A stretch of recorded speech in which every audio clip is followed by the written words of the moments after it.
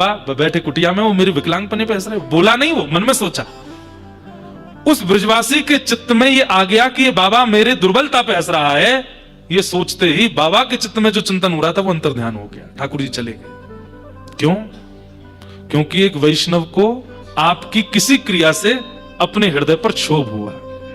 सोचो, चिंतन इतनी जल्दी अंतर्ध्यान होता है, चिंतन इतनी जल्दी नष्ट होता है, स्वप्न इतनी जल्दी चले जाते हैं। हमारी इतनी इतनी छोटे छोटे अपराधों से भी चित्त की स्वच्छता रखना कितना अनिवार्य है ठाकुर जी के अनुभव के लिए।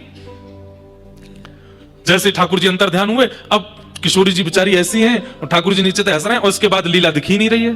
अब बाबा बार बार कहें चिंतन क्यों नहीं हो रहा, आगे क्या लीला हुई, अरे किशोरी जी लटकी रह गई, आगे कहां भयो।